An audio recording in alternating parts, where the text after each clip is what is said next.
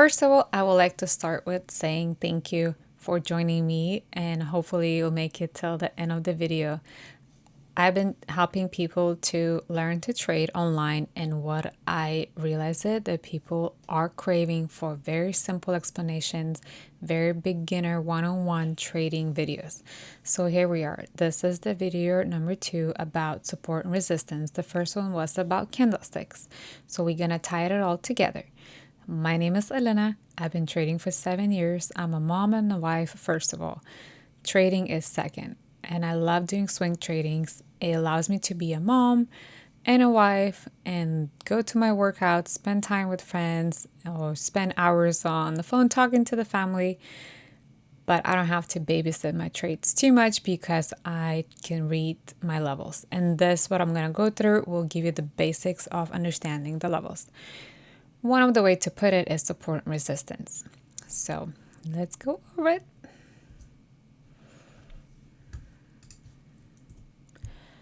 What is support? Support and resistance. So we're going to talk about support. Support, it acts like a floor. As soon as the stock drops, it looks like we find that buyers here. Nope. We came here to this price. So let's just use numbers. Let's say it was $200. It went to $150 and now it's $100. So now what a market of people, right? So market are looking for a good discount. You'd be like, wait, this stock was $200 and as the $100 is 50% off, I think I want to buy it. And a lot of other people think like that. And went to from $100 to $150, you're like, okay, I made 50% of the profit, I'm gonna sell it. So anytime it reaches $100, the buyers remember, they have a memory. It's like, wait, it went up every time it went to 100.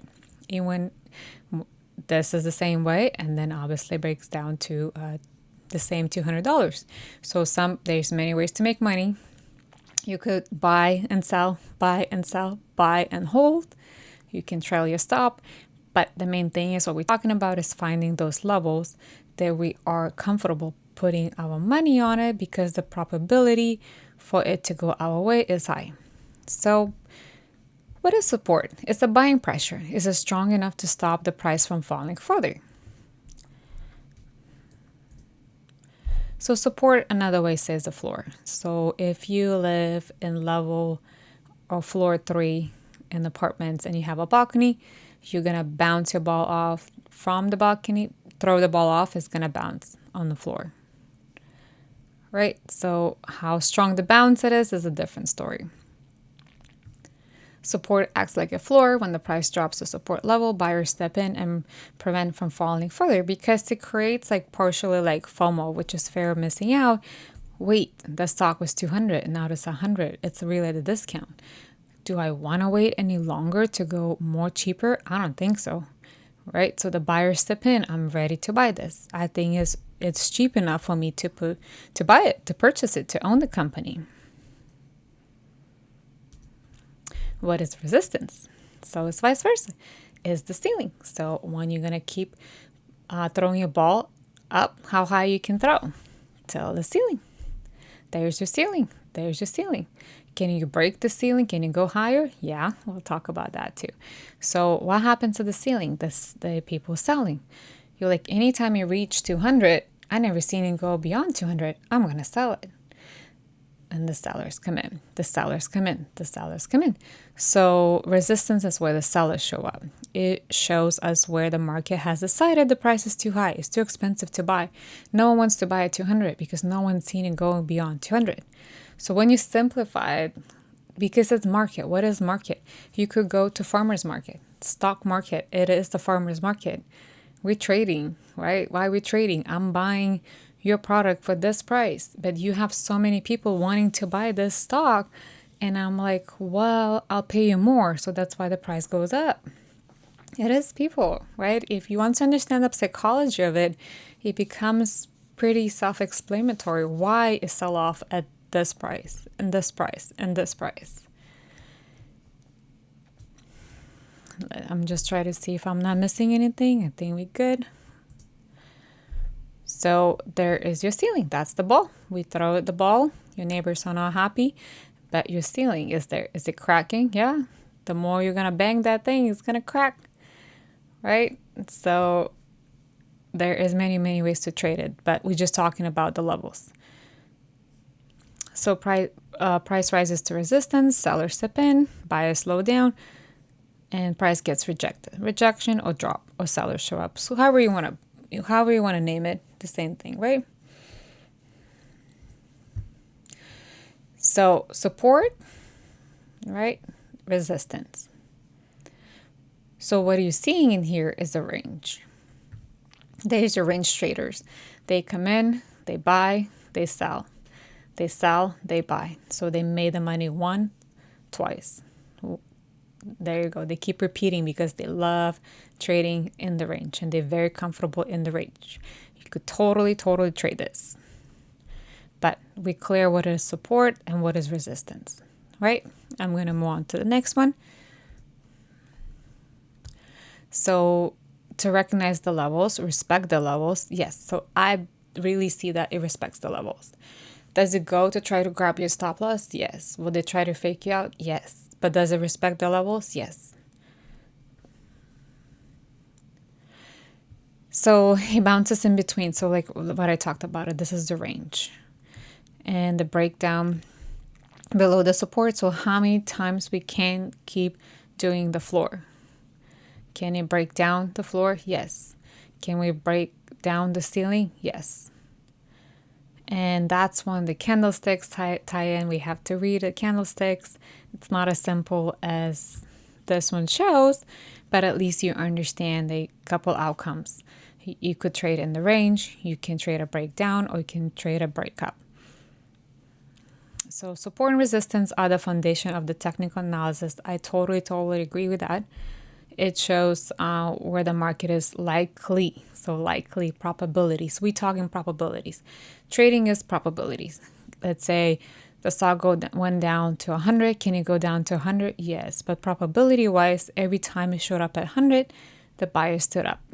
And they said, okay, I want to buy it. Can it go down to an 80? Of course. Of course it can. But we calculating probabilities. So 3 things that can happen. We kind of went over this, but let's go over more. So price respects the level. So 1, 2, 3, and then the 4th time. And it takes off because, so we talked about it. So if the price drops to 100, everybody steps in. Next time drops into 100, steps in. And when it went back again to 100, more people heard about it. So 1, 2, 3 times people heard about it. Anytime it went to 100, it just was going off. So more volume steps in, and more volume steps in, then the price breaks out and then looks for the next resistance level. So we back, see right now we're at resistance. And can it break? Yes. See, the chart looks the same here and here, but why did it break? Because we did not find enough buyers. So did it respect the level? Yes. And each time it went up, it went up, it went up. Why did it go down? Because that's where the volume comes in. This is what the reading the candlesticks comes in together. It did not have enough buyers and volume to keep pushing the price up. So it will break down. The same chart turns red instead of green. Fake out. Those are lovely. I'm sure more of us admitted that we've been here, right? So we see support, and it goes below. It goes below because no one is gonna be exactly a 100. They're gonna play on your nerves. They're gonna do. That's what the candlesticks. That's what the wicks we talked about in last lessons. Will it fake you out? Yeah. Will it grab your stop loss if you have it too tight? Yes. Is it gonna go your way? Yes. After grabbing your stop loss. Yep, happened to all of us. So what we do need to look for is confirmation. So we're looking at the same chart that we just talked about, right? So it looks like it's going to go. We do have a volume. Can you get it at this price? Yes. Would you rather be on this price? Well, the question maybe it's not correct, but you miss out on these gains. But if you get confirmation that it goes through this level, okay, then I'm ready to go in. You miss on gains, but you also manage your risk. because you got confirmation. Does that make sense? If not, you guys can put a comments. I will try to explain more. So support becomes resistance, right? It's just the price levels were, and we have to see how it reacts. It's the reaction. No one knows that this is going to happen. It's just a reaction. And of course, the explanation comes later. Then you'd be like, that's why I sold off. And it just takes time in the market. You're going to see a lot of the same patterns. It's actually not as mathematical as people think. It's a lot of pattern recognition. And the more time you're going to put in, the more you'll easier and easier recognize it. Right. So this one, it'll see the same chart. It looks as it's going to go down, right? But it's vice versa. So now it became resistance, but this one became a support. So it jumped over the line. And now we're going to bounce off from here to take off more. Right. So when price breaks below a support and then comes back to retest, and support becomes resistant, or vice versa. So it's always a fight between the bulls and the bears. The bulls go up and the bears attack you down. So who wins? Only time will tell. So how to draw support and resistance. And I will show a couple examples of my own that I did. If you're going to be drawing on every level, it's just going to be, it will make you dizzy. You can't do the macro levels, every single one. It's just too much, And then you're going to react every time you reach, every penny you reach, you're going to react. Sometimes you need to let the price to play out. And if you zoom out and look at the bigger time frame, you'll see a bigger picture. And if you choose the companies that are not going out of business anytime soon, you have some time, even if your entry is not exactly perfect. Right? So, and then they said to do this, focus on key levels and let the chart to breathe. Exactly what I said, right? So let the chart, give it some time, some patience. And that's why you're not going to see me posting like crazy amount of dollars that I made, or look at me, I had this amazing, crazy breakout trade. No, because it takes time. Even, for the price and the buyer step in, the volume. Have I hit it that I go right in? Yes, of course, but I have a lot more experience now. But can I do it at every trade? Anybody that tells you they bought the bottom and sold the top, just run. Because that's, computers cannot do that. So we really cannot do that either. All right, so I've been mentioning this, that we need to add the candlesticks to the story. So it all ties in together. What that means. So we see the hammer, or we see the wick, right? It's like, okay, so they try to push it. And remember, I talked about why the same candle looks green and the same candle looks red. So this particular one, it was going to go red, but the buyers defended it. They defended the price, and then they say, you know what? Enough of us coming. So now let's say you at the farmer's market, and you're selling this product and you have a line wrapped around the whole block. What are you going to do? You're going to raise your prices because you have so many. If you don't want to buy, if you want to cheaper, you need to find another booth, because I'm good. I have a lot of volume. I have a lot of people stepping in, and this will show me, right? So you have to tie it all together. And the same thing, vice versa, right? So you could have Shooting Star, you can have Wix. There's so many fancy names. RSI, you have to tie it in. It all ties together to the point where probability-wise, most likely, this is the ceiling. So the 3-step trading rule. So the trend, is price moving up or down? It is very, very important. The level, that's where I think I absolutely love doing the levels. It makes me happy. Levels make me happy. I do post all the levels, and I show my thought process and what levels I chose, because based on the history. Would that guarantee the future? No. But can I read the history? Yes. And I do look for confirmation. But also there's a couple ways. So let's say you went in with the trend and you were caught it right here. That's great. You go in and now you're seeing selling off, because I know it's going to retrace and I already know I'm in a good trend. I can add more. So a lot of times I go in with half of the position that I want. So for example, I buy 100 shares and I know it's going to retrace, right? Because it's going to exhaust the buyers, going to get exhausted for paying higher price. So the market is going to look for more buyers, but they need to go cheaper. So I add another 100 shares. So I already gain here, and then I'm going to gain more here. Could I went in 200 shares right away? Yes, but it's not very, very smart because I can always add to my existing trade. So this is one of the examples. SMCI. So see the levels that I posted. It went to this level. It went to the next level, and I went to the next level. But I want you to pay attention to this level. As you see, the price hasn't arrived here. Well, you remember the price?